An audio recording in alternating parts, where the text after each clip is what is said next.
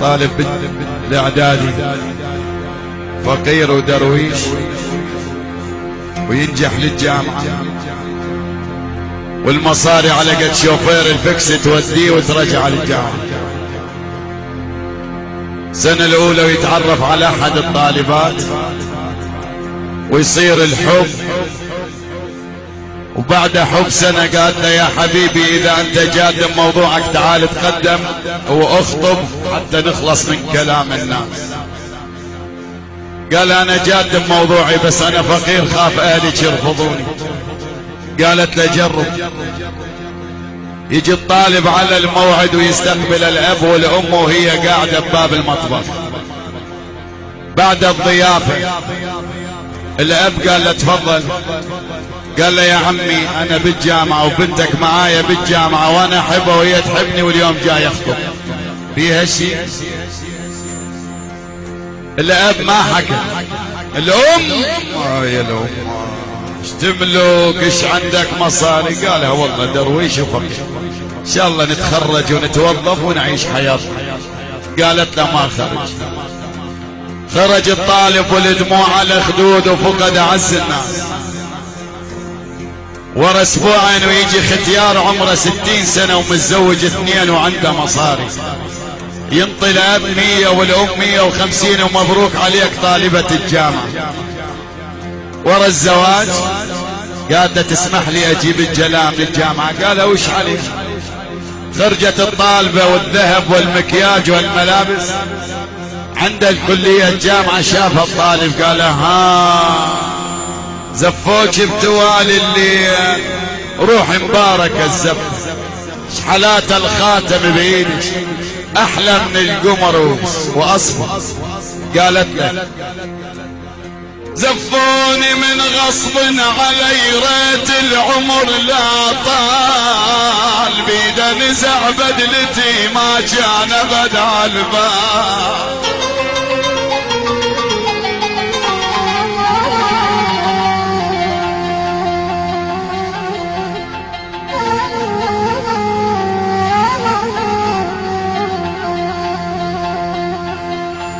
زفوني من غصب علي ريت العمر لا طال، بيده نزع بدلتي ما كان بدع البال، مديده فل الشعر والدمع رسنسان.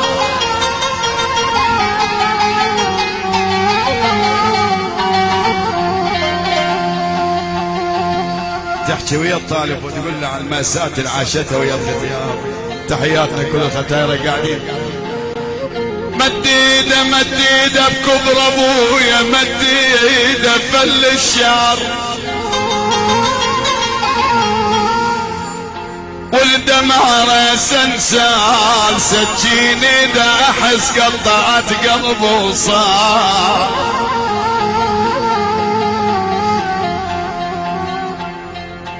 باعوني اهلي برخص، باعوني اهلي برخص، غرهم يا وسف الماء بالمال. من عند طالب الجامعة وتطلع البيت ابوها وتمرض وتنام بالفراش ويجيبوا لها الطبيب وهي الوحيدة لأهلها. ابوها قال للطبيب ايش فيها وش تريد انا اعطيك.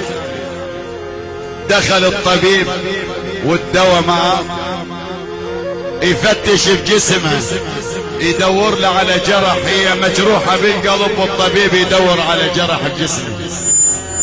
ظل يفتش الطبيب الى ان لقى جرح بصبعها، هي مجروحة بالقلب والطبيب يدور على جرح الى ان لقى جرح بصبعها. قال لقيت الجرح وطلع الدواء قام يداوي.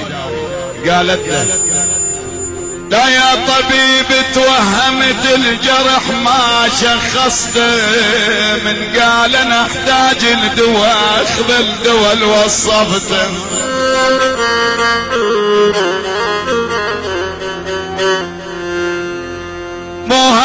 جرح بالجليد بيا جرح ما شفت لا يا طبيب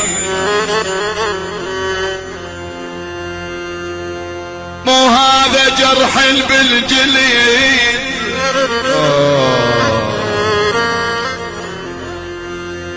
بيا جرح ما شفته رافقني وربينا سوى لا عافني ولا عفته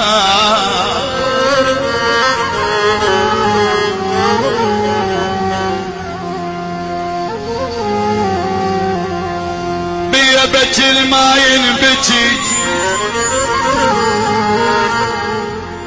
بيا حكي ما ينحكي وبيا سوالف من زغر متعل مع السكتة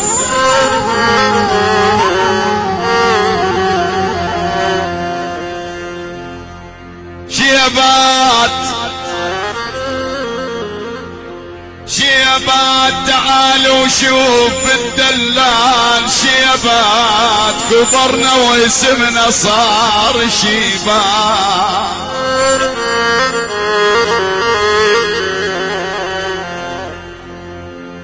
عاين بالمراية وشفت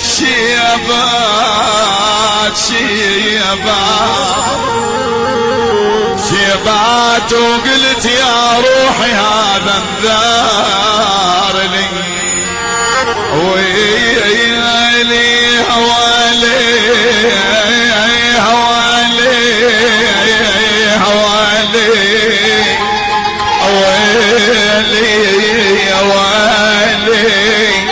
انا يا ويلي يا ويلي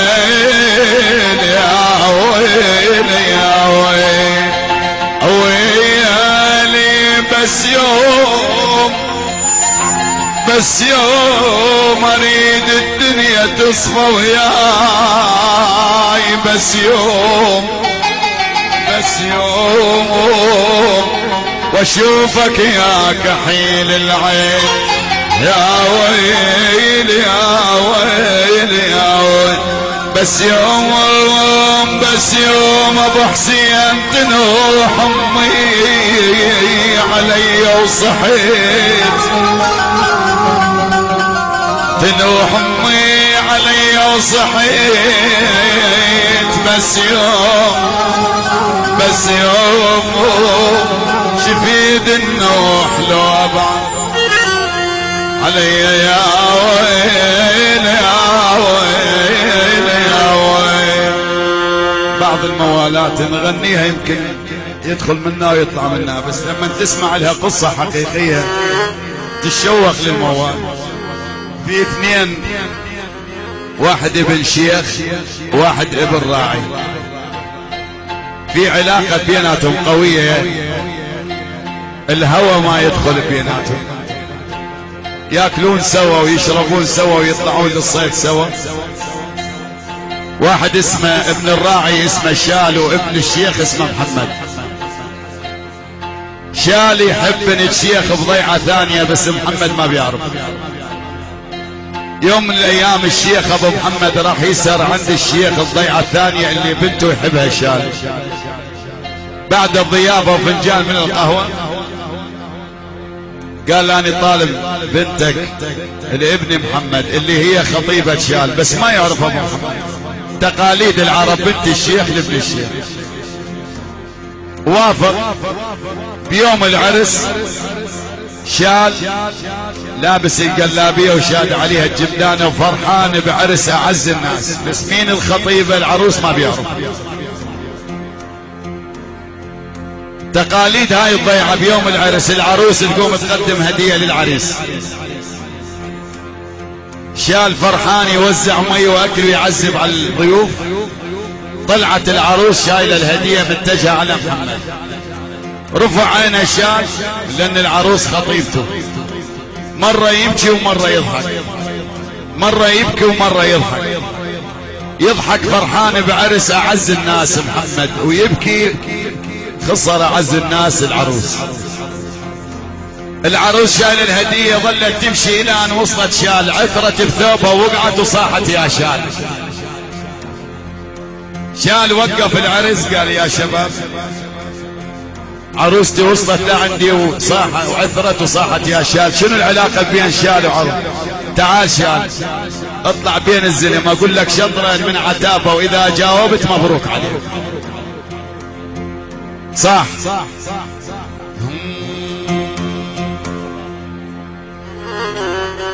يابا ضعن الولف بعده نالو شالو يا جرحي يا خيط خياط لو شل يا يابا يا يابا يا يابا يا يابا يا يابا.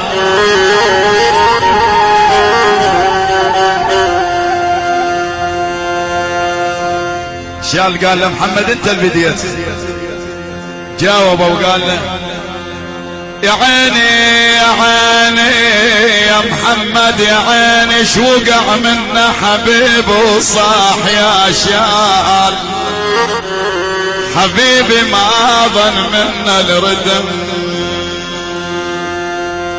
يا وين رحنا وجينا ما ادري القلوب شلون يا وين درنا يا يابا يا يابا يا يابا يا يابا يا يابا. الله تونا درنا معاشرين الغير